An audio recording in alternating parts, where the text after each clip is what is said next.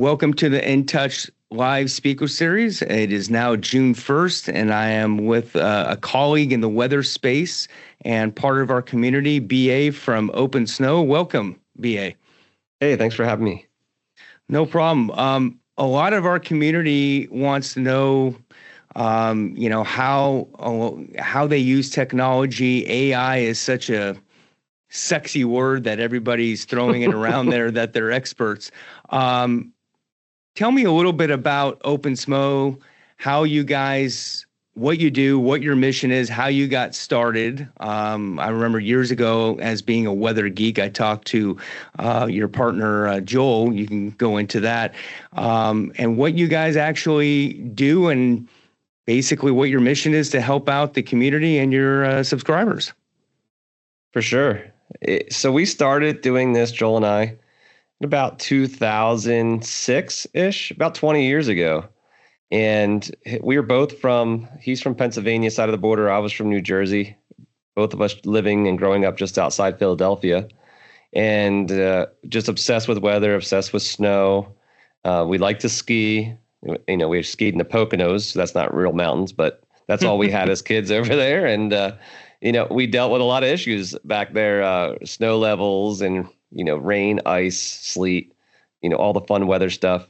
And, but as a lot of people do in the Northeast that grow up skiing small mountains, they dream about maybe moving west when they get older and living out west and skiing big mountains. And so Joel and I both did that. He got out of school in Pennsylvania and moved to do grad school in Boulder, and I graduated from college in New Jersey and wasn't going to grad school, was just doing undergraduate. So I moved out to Lake Tahoe to live in the Sierra, and he was living in the Rockies, and we didn't know each other, but we were both doing the same thing, which was forecasting for ourselves and our friends and just trying to nail the best powder day. And then of course we try to look farther and farther and farther out, and, with more and more and more accuracy. And then, so back then, we had the internet. We didn't have phone apps and smartphones, and we didn't have a whole lot of technology, but we did have the internet. We had the Weather Channel and weather.com and all that stuff. We were able to get access to like AccuWeather Pro. And so you could run some forecast models and, do your own thing on the internet and track storms. So it was getting better, the technology, but, most of the technology back then, and it's not so much changed today, is that where do people care about forecasting for? Well, they care about forecasting for where the weather's most going to impact people's lives, which is where people live, which is usually close to cities.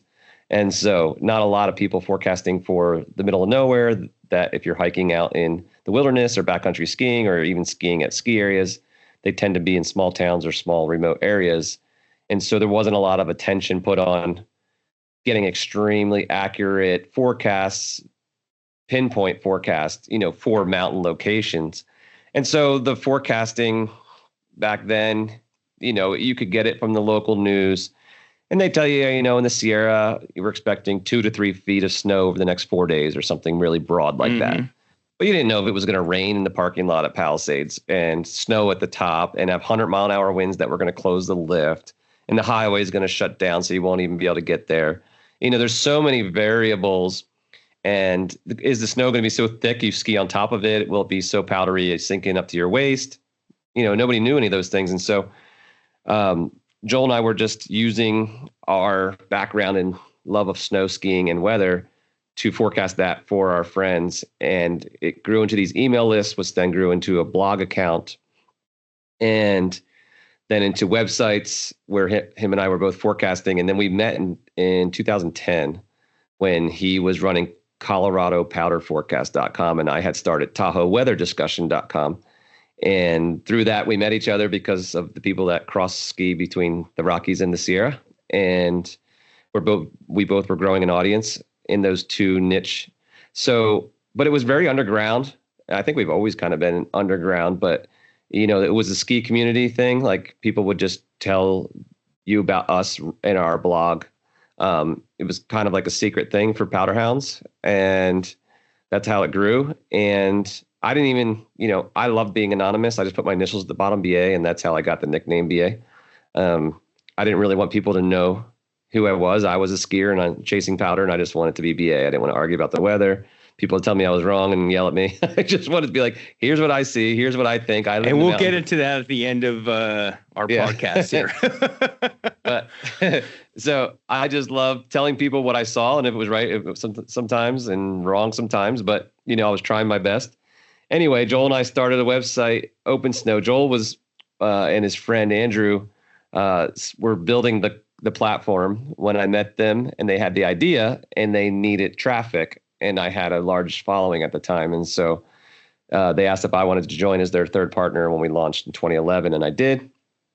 And so it was very basic. It was manually looking up the ski reports every morning and pasting that in. And it was manually hand keying in a 5 to 10 day snowfall forecast for every ski area in the United States, literally like making a forecast for each ski area in California. And then I would go in the back end of our site every morning and put like 2 to 4 inches today at Palisades, 3 to 6 at North Star. And I do each ski resort for each day by hand. I mean, it took forever, and for the big salary of $0, because we were starting with we had no revenue yet. So that's kind of how we got started. And that was our thing, was just how can we create something that skiers been wanting, which is to take all the ski area forecasts and reports and put it in one location and not have to go to each ski area's website and 10 different weather sites to try to get an idea what's going to happen where you want to ski.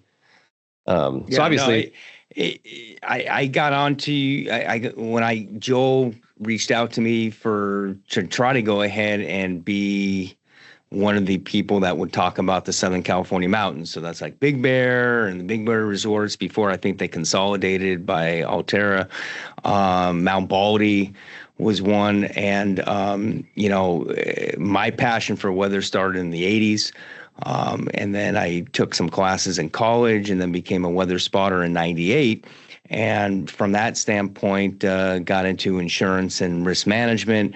And but I've always had the weather itch to go ahead and talk about it and write about it and that type of thing. So, I met Joel, I think it was about 2014, 2015, when they were trying to do the Southern California forecast, and I just didn't have enough time.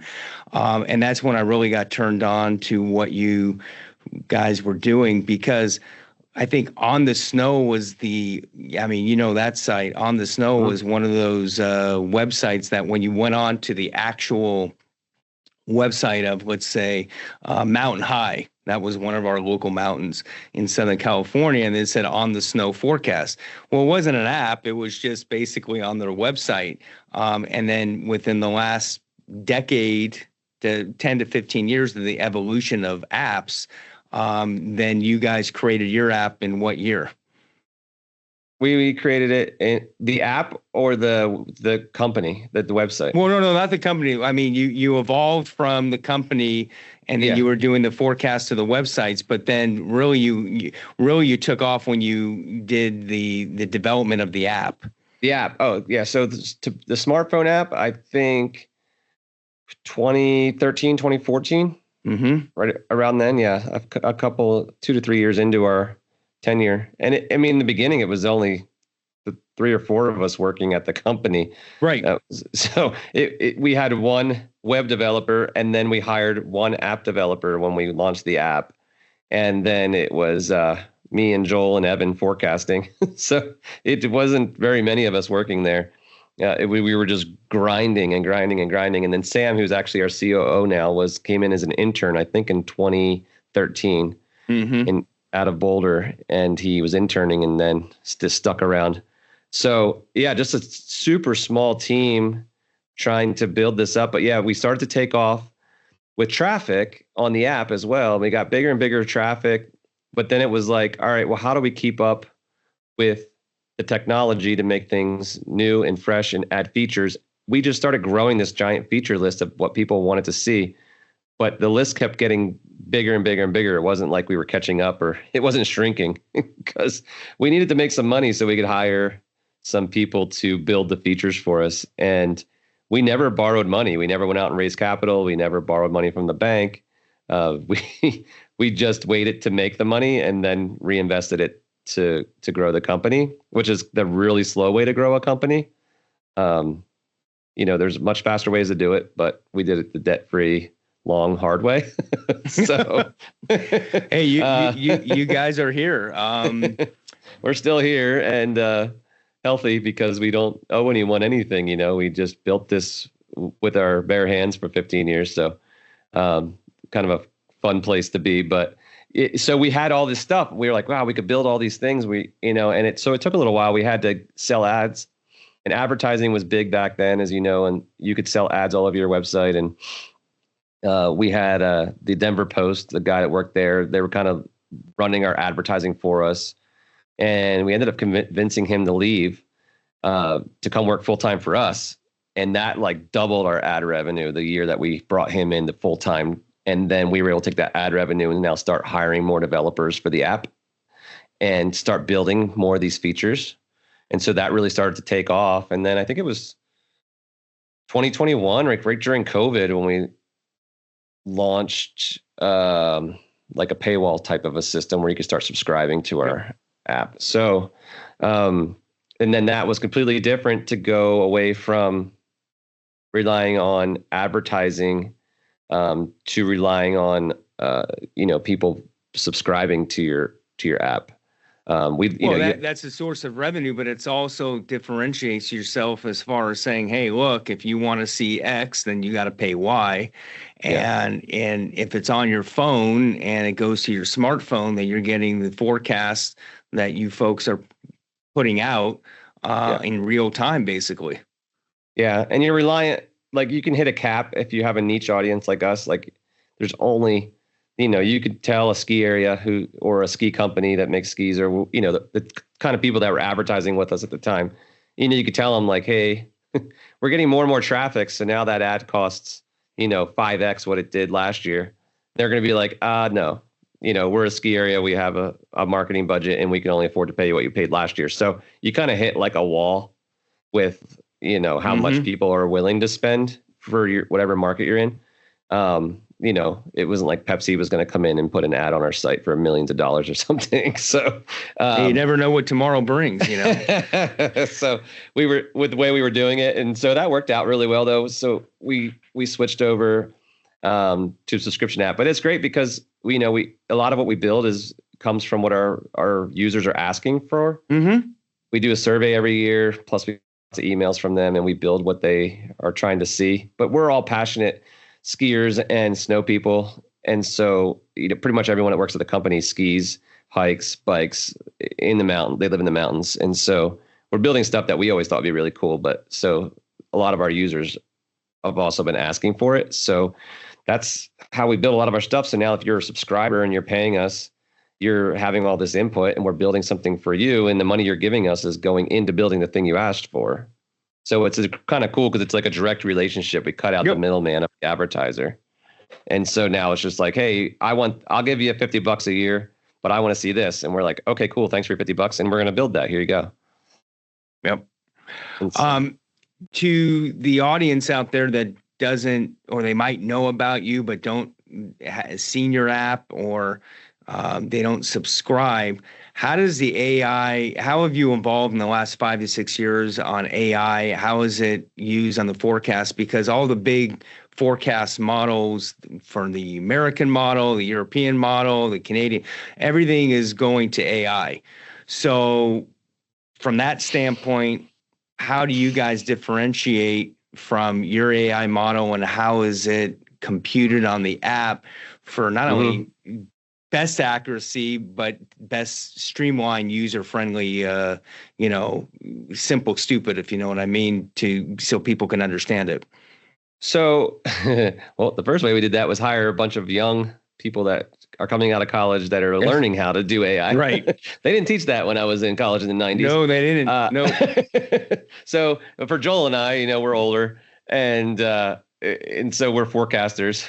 And we're really good at forecasting, not so good at coding and building AI. So we hired really smart people to do that. But basically, what we were doing before we started AI is we started our own kind of weather model refining tool. So we called it Meteos, and basically what it did is we brought in the data from the best weather models that we like to use out there. Obviously Europeans, one of the top ones. And so we bring in the data, and then what we were doing was using our own algorithms, our own formulas to manipulate some of the data based on the errors that we know models make from human experience.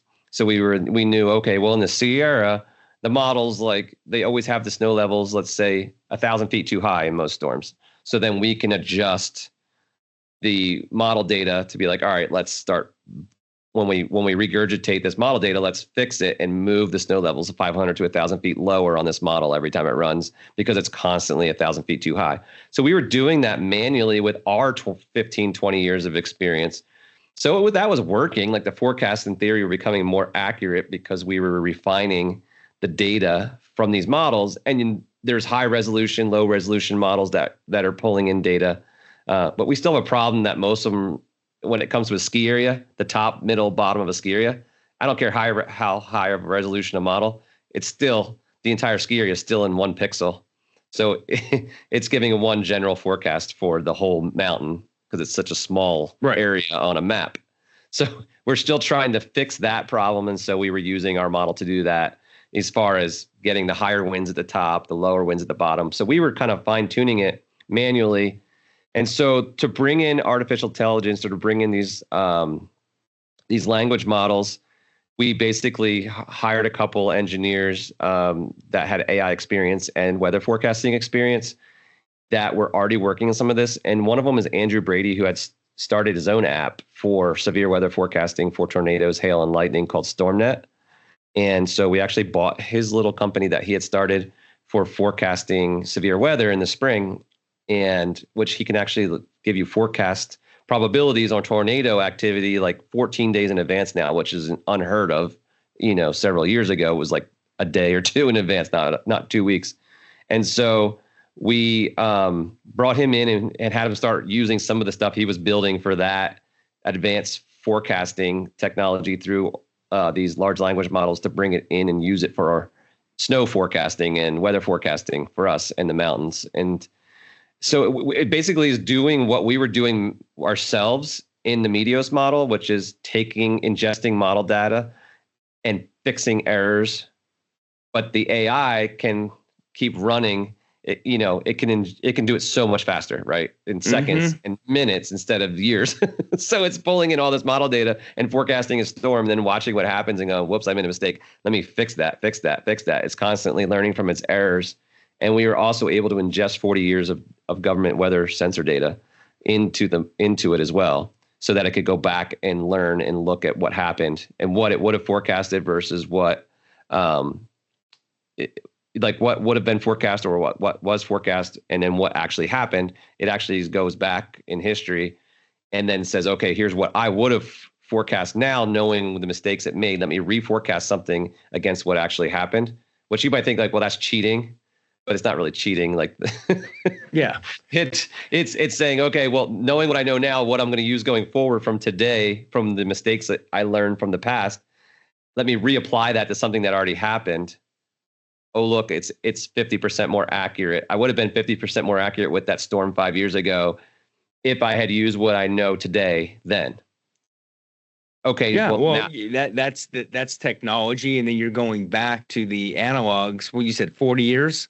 40 years of weather data that was pulled in. I mean, and a lot of people just don't understand what goes into it. You don't really know what's going to happen until it does. Your app is so comprehensive as far as the snow levels, as we have erratic climate. You can say the climate change regarding temperatures and snow levels that have evolved in the last 30, 40 years. Everything's different. So you have to adapt, and your model is able to do that and to give, the subscriber or anybody looking at your data saying, oh, okay, well, if the snow level is 6,500 feet or 6,200 feet at the base of Palisades, the top is 82. That's a huge difference in today's world. So your app is able to go ahead and do that with the AI, which is phenomenal. I don't know any other app that is able to give you snow levels and the ratio in which is liquid to snow. If you're chasing powder, that ratio is huge. Right. Right. That's yeah, it needs to know that. That's why we're refining and testing this accuracy now with the AI. Is that we're looking at it and we're comparing against all the other forecast models, because there's AI coming out, right, for the European model, the GFS model. They're coming out with their own AI that is taking their own model data and trying to make it better. Yeah. And so we're kind of doing the same thing now in house, and then we're saying, okay, well, how is this comparing to other companies and other model runs, and how close are we to, or how much better are we doing or worse? So it's just this kind of this race, I guess everyone's in now to how fast can your model try to fix its errors and forecast because more everybody's attention span's about that big. Yeah. And they need to know the information 5 minutes ago, because they can't wait. I mean, we're technology and AI has basically afforded so many luxuries, but what it hasn't afforded is patience. And right. And how reliable it is. It's funny because everybody says, oh, I looked at my weather app, and it's one of those embedded Apple iOS things or whatever that come onto the phone, and it says it's going to snow this and this and that. I'm like, those apps are just they're not what you need. And I've turned on a lot of folks to OpenSnow because you need a forecast, you need a radar severe weather, and if you're chasing powder like myself, or you're forecasting it and you're chasing it too, if it's a good powder day, that's a huge advantage if you know exactly what's coming reliability wise. And if you're skiing, there's a couple things. What's the snow level? What's the temperature, or the wind and the temperatures, and then the snow consistency. Most of the audience is probably going to look at this and say, okay, what's the difference between an 8-to-1 ratio versus a 15-to-1 ratio? Snow, liquid to, snow. So, I mean, that is huge in your industry and what you're trying to accomplish for people chasing powder. Well, I think one of the things we did in getting all this data now and just kind of getting it out to everyone is we just looking back now and going, well, maybe we got a little ahead of our skis as far as pouring all this data out there, and it's there. If if it's me, if it's you, if it's a skier, like Cody Townsend's one of our sponsored athletes, but he's also was already a huge fan of the app before he worked for us. And he shoots the 50 project where they go ski all these insane backcountry ski areas around the world. Okay. And he's using OpenSnow for his forecasts. And, he knows what he's doing. He looks in there and he goes, here's the snow ratio, and here's the freezing levels, and here's this. And he knows how to use all that stuff. But for the average user, they're like, oh my gosh, all this data, they kind of just freeze. Like, what do I do with all this data? Right. Sorry. And then, so what we did was we made a powder quality graph this year. And then it basically takes like what has been the snow been doing for the last few days? Has it been melting? Has it been staying cold? What's happening in the next few days? How much snow we're going to get? How light and fluffy is it? How strong are the winds going to be? Sorry. So we are able to kind of give, for some users, like a simpler way to look at it. So if it has a high powder quality index, it probably has been staying cold. It's high snow ratio snow, which is fluffy and powdery. It's not going to get blown around by the wind. There's not going to be strong winds affecting the ski lifts. It's going to be like the most optimal prime powder day conditions. And so we're trying to digest it for them so they don't have to look at all that data, but it's there. But then we realize it's too confusing. And right. And to the average person. So if you had someone that wasn't technical snower or skier, they just want to know, hey, how much is going to fall and what's the temperature going to be and that type of thing. So that could be an option for them. Do you want it advanced or basic or intermediate? Do you want the black diamond information, the blue or the green? Yeah. And that the conversations we're having internally is like, just like you said, what kind of fun ways can we say, yeah, do you want the black, blue, or green? Yeah, there you go. If you guys use that, I want some royalty. Yeah, some people just want to see a pretty color, or they just want to get a text. They do. I go a little bit deeper, but I'm like you. So, but some just want to know, okay, what's it going to be? And if it's like this past March in Tahoe, where you got 75-degree weather and everything's melting and you're skiing on stuff from February. They want to know how bad the conditions are, the groomers and that type of thing, rather than, just basic information, or rather than just the models. And that can trip up some people. Yeah. Yep. For sure. So yeah, that's something that we're doing now. It's like, we were like, let's get all this. Like I said, we had this huge list of all these features. Now I feel like we built all the features, and they're going to roll out a lot slower now because we built so much stuff and we put so much data, and then we use AI now to calculate things even faster and get you even more data and try to get it even more accurate. And now it's like, all right, now how do we kind of clean this up? All this data we're giving you, how do we kind of clean it up and make it easier to look at, easier to understand, more fun to look at, and get the answers that you want quickly? So that's kind of what our focus is right now. But it's all there. It's all.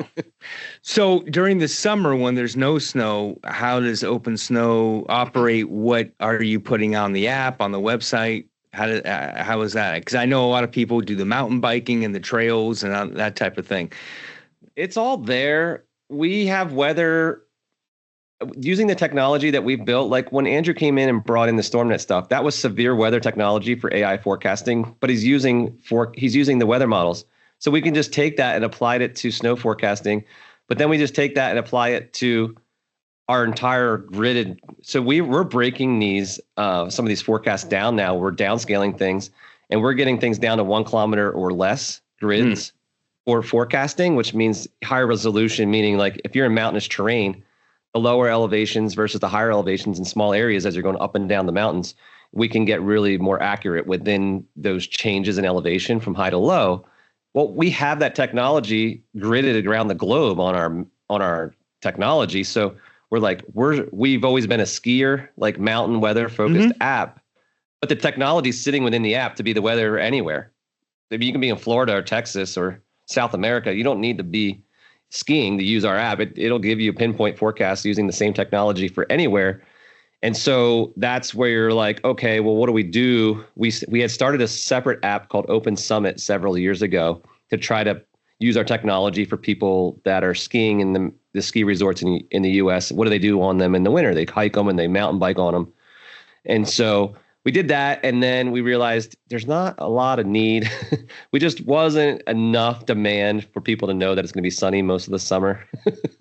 Like there wasn't, like the powder chasers are obsessed. Like they want to know when and where it's going to snow, not just for skiing, but for driving through the mountains in the winter. And, it just has such a bigger impact. And we're like, why are we wasting time building out this app for sometimes it rains, sometimes they get lightning, but most of the summer it's sunny in the West.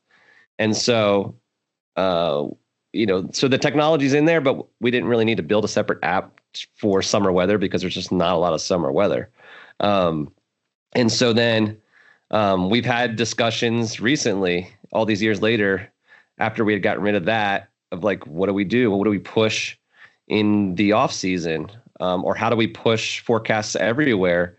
And part of that is that there's so many weather apps and weather companies for already forecasting weather in your backyard all over the place in the cities. And, there's weather, you can look up weather in the app store and you're going to get like 200 weather apps are going to pop up. It's crazy. It's absolutely overwhelming too. Yeah. So I think we just keep coming back to, let's just stay focused on what we are been really good at since day one, 20 years ago, which is mountain weather and ski weather and the technology and being the very best in the niche that we're in. Let's just, we have every weather everywhere and we hope everyone uses our app for everywhere. I do, but so a lot of our marketing still though, and a lot of our push is still going to be, let's continue to grow our audience in what we've always been the best at, be the best mountain forecast app. Yep. So, and I stay focused on that. Sometimes you try to get too big and do everything, and then you lose focus on what you were the best at.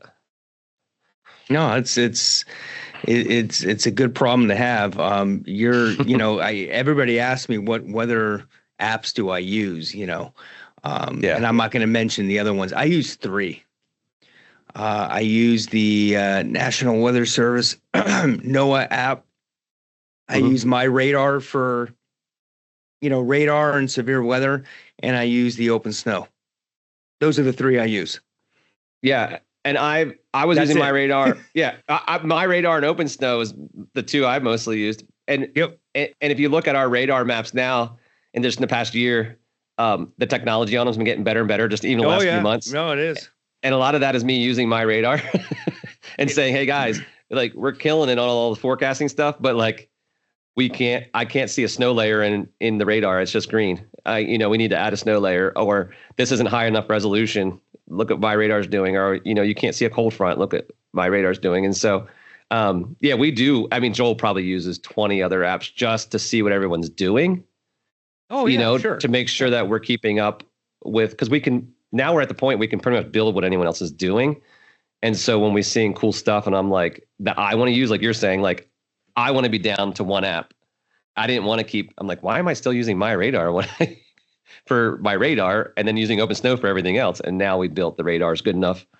I feel I'm at the point now where, it was where the radars were as of this spring that I can just use OpenSnow for everything. So it's fun though. It's fun to be like, all right, you want a one-stop shop. I mean, look, someone who has an iOS Apple last week asked me, "Oh, is it going to be on my app? It says it's going to be 107 degrees in the San Fernando Valley." And I fell off my chair, and I'm like, "Where are you seeing that?" And they shows me on the app, and I'm like, "Let me direct you." And I gave him the 3 apps: My Radar, OpenSnow, and the National Weather Service. If you have an iOS, I don't know if they have the NOAA app, so you can just go to weather.gov and you can bookmark that and then put it on your homepage. But I know the Android has one. But same thing for OpenSnow. It's all right there.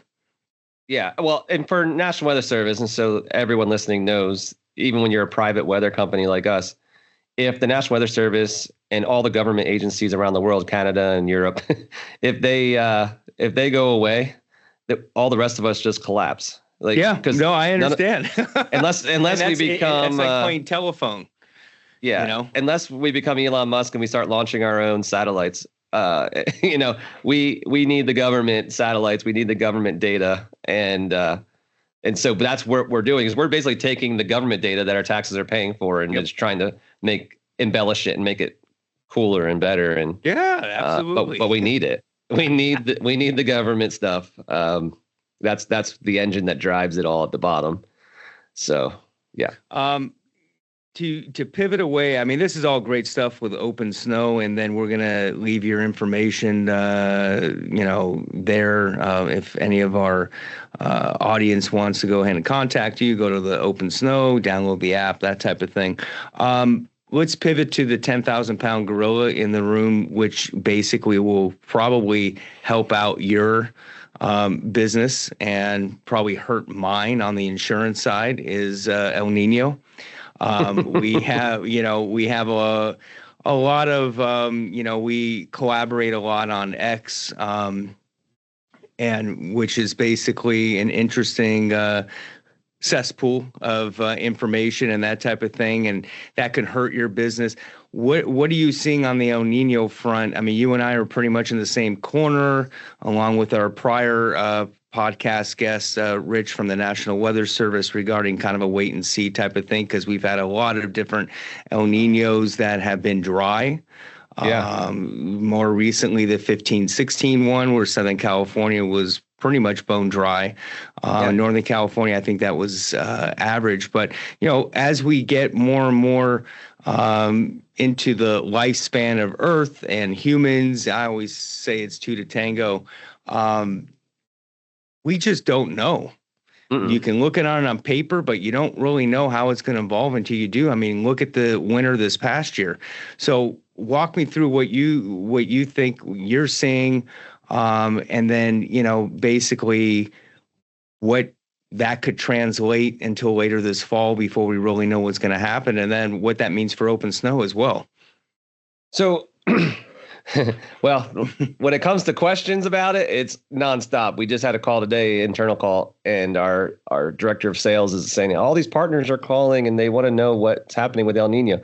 People, I think, ever since the 97, 98 El Nino, the big super El Nino that drenched California, it's now just all of a sudden people just thought El Nino means huge, huge season. And you got to remember that even in that season, it was probably, 200% of average precipitation and 120% of average snowfall. The snowfall doesn't usually pace with the precipitation increase because it's a little bit warmer with El Niños. Mm-hmm. And so you get higher snow levels and you get more rain. And then in the end, if you have obviously 200% of average rain and you're getting more rain than usual in the lower elevations, still, when you have so much precipitation, you get average or above average snowfall in the end. But it's still a lot of frustration of raining at the bottom. And but if you're going to get an average year like 15, 16 in a super El Nino, you can have below average snowfall, which we had because of the high snow levels. So you can get 100% of average precip and maybe 80% of average snow because it rained more often in El Nino. And so I'm not a big fan of El Ninos because of the warmer nature. That's why I tend to like La Nina seasons as far as it's colder. And cold air does magic. You don't even need that much moisture. Just get cold air to flow over a mountain and it'll snow.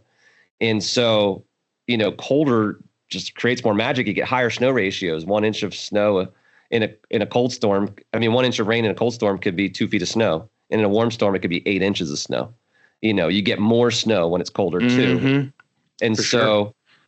As far as skiing and snow and all that, El Ninos can just be bad for snow overall, even if you get above average snow. And so I don't run around getting all excited every time I hear there's an El Nino. And even if there's more storms, that's great. It'll probably be less boring as a forecaster, so at least I won't be as bored. But but you look at 15, 16, and we can say, well, what happened?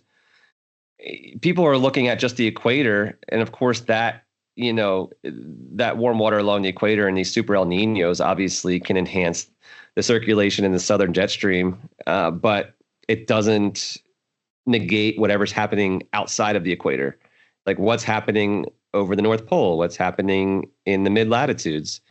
And those things can wreak havoc on what's trying to happen along the equator, right? So it was more almost like a La Nina pattern with the Pacific Northwest getting pounded the last time we had a super El Nino.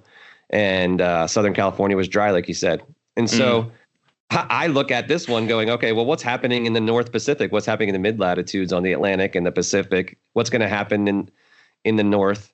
And a lot of those are so you can't really forecast what's going to happen in May or June for next January because the ocean temperatures a lot of times in the North Pacific tend to change more rapidly than along the equator. Like you can see a big El Nino coming, like there's an El Nino conditions now and there's forecast to grow and the models are showing that. But if the Northeast Pacific is really warm in any year, not El Nino, La Nina, and, Enso neutral, if there's really warm water in the Northeast Pacific, historically, that's kind of pushes down the precipitation amounts. It trends a little towards the drier side. When the Northeast Pacific is colder, we've tended to trend a little bit wetter in the Sierra and stormier. And so it was really warm off in the Northeast Pacific during the last super El Nino. And this didn't really seem to do what it did in 98 when it was a little colder in the Northeast Pacific. We're warm this year again in the Northeast Pacific. So I would look at that and say, well, hold on a second. Like, are we sure? Are we sure that this one's going to do what the 98 one did? Or is this going to be like the 2015 one that is average?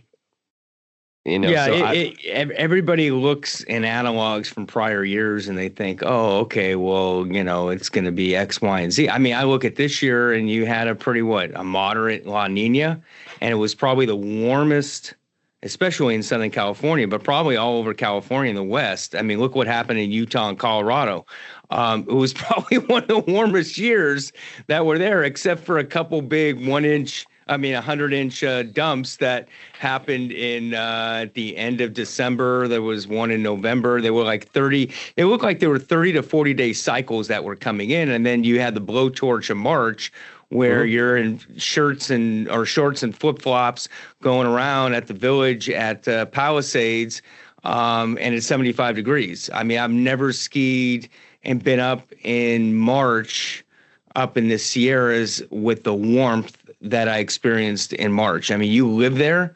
I've been going there since I was a kid, a long time ago, and I've never experienced anything like I did for this March. So, and that was a La Niña year. So you have really no idea what's going to take place. No, you don't. And, the kind of the natural progression of the winds is to blow towards South America and then pile up that warm water, and the cold water causes them to relax, and all the warm water shifts back, right? So we get less El Nino years than La Nina years, or, average years. Yep. And so the whole mechanism that's currently happening, that's, the winds are relaxed and we're getting this super El Nino that's coming on because all that warm water is shifting across the Pacific. That will just cause the winds to kick back up and start to push it away. So it's like, it almost destroys itself usually within a year. So it's like, are you sure it's not going to start to destroy itself before the middle of next winter? I mean, the models are saying it won't, but we know how good they are, a month plus out at doing anything. Yeah. So to be hyping everyone up and making them scared already, like, oh, we're going to get like torrential floods and all these things. I mean, it's definitely possible, but how do people, I think they're just trying to get clicks, but how do we know that that's actually going to happen? We don't. So at OpenSnow, kind of the stance we're taking is, it looks like we're going to have a strong El Nino. The confidence is growing that we'll probably have somewhat of a strong El Nino. And that, in theory, would increase the chances of an average to slightly above average wet season in the Southwest. And that's about it, period. Like, there's not much more we want to go into until the fall when we have more information. 3 years ago, we had a season that looked similar to this one. In the fall, if you just looked at the equator and like you said, weak to moderate La Nina, it was the coldest and snowiest winter since 1952 in the Sierra. Mm-hmm. It was super cold all winter, super cold storms, and record snowfall. And 3 years later, you get almost the same conditions. And we got one of the warmest, I think it was the second warmest. I've never experienced the warm. I mean, and the hype with this El Nino, in our industry, we have a lot of insurance companies that are pivoting to loss of life and property with the El Ninos. Everybody's on board. They've doubled down on this El Nino that's going to create havoc back to 1877. I don't even know what that is. You hear about people using that date, and that's the arc storm or the super El Nino that, created havoc on the West Coast and, created loss of life and, property and that type of thing.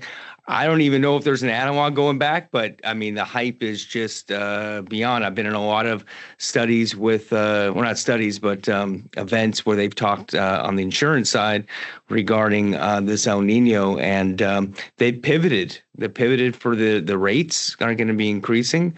They pivoted for the disaster recovery, and they're preparing this to be like one of these 100-year-old storms. And I don't quite see that, but well, the good news is, what do I know? Well, the bad news, good news. Bad news is sometimes the Pacific hurricane season is a little bit worse, but the Atlantic is usually not as bad. Right. I know we have a rental property in Florida on the Gulf Coast. It got grazed by a hurricane 3 years ago when we first bought it. The next year it got flooded with a foot of water by a hurricane glancing us, and then 2 years ago it got nailed head on by a hurricane. We got 5 feet of water in the house. So that was almost 3 years in a row of a claim. So do you still have the house? It's still there. And we didn't get it. And we got it finished last spring, put it back together again. And it's in an area that doesn't typically get hit by hurricanes. It was the worst hurricane 2 years ago, I think they had. And since the county was even declared a county 80 years ago. Yeah. And so, yeah, you just never know. Like there's a spot like that where it's like, oh, okay, well, it got hit by a hurricane 80 years ago and everyone builds all these houses in the last 80 years. Like it'll be forever before that happens again. And they get hit 3 years in a row. Boom, boom, boom. And then it probably won't happen for 80 years again. Yeah, it's just hard to know. And you're in the insurance, like I would imagine, when is it going to be? I mean, excluding California. I mean, California is a different animal. But Florida, Texas, and California are your three highest property risk and claims within the 50 states, primarily because of wildfires, hurricanes, flooding, hail. So if you're trying to go ahead and write, quote policies based on prior claims experience or climatology wise, you're going to run into some obstacles. So you got to be creative. Yeah. You got to be creative. So I don't know. That's all I know for El Niño, big El Niño. We can talk about it again in October. I tell everybody, ask me in September.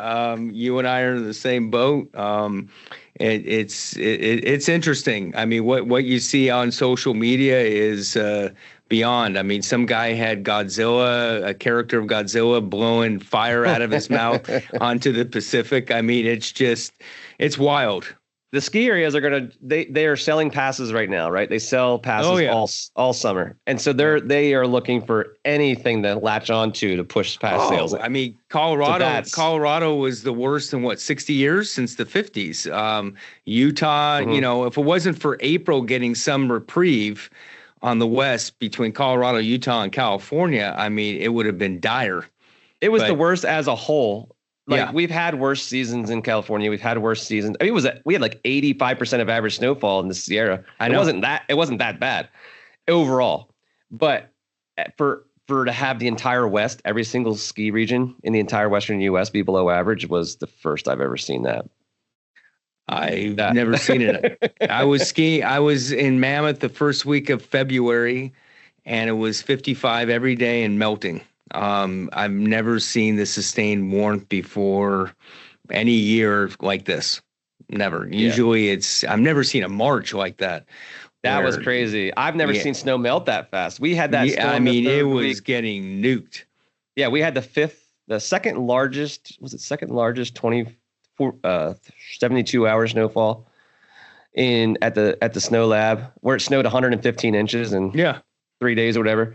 And, so that was like in the top 4 event for snowstorms, and it snowed over 100 inches in just 3 or 4 days. And I was up there for it, and it was crazy. It's about the hardest I've ever seen it snow. And a week later, we were down to the grass because it rained so hard 3 days after the storm. The rain killed it. Yeah. And then the ski areas still had all the snow from previous season. But then it was in the 60s the entire month of March we had 0 inches. So it was the lowest snowfall ever for the month of March because we had 0. So, and then you got 100 inches in April. And then we got 80 to 100 in April. And meanwhile, everybody was closed. There's only a few ski areas that made it past March because it was so hot. Only a few of them escaped March, and the ones that did were fine. I mean, Palisades made it all the way to Memorial Day weekend, amazingly. Yeah, that was good. Well, anyways, I'm going to close with this. We're going to leave a lot of content that we're going to send out.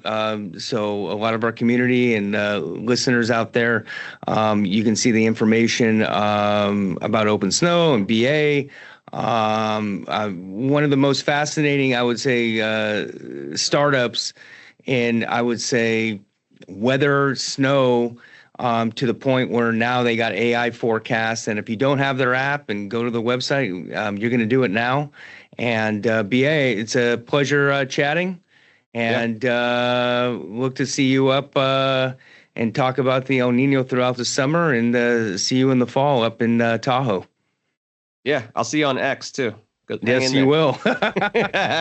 Take care. Thank you. All right. See ya.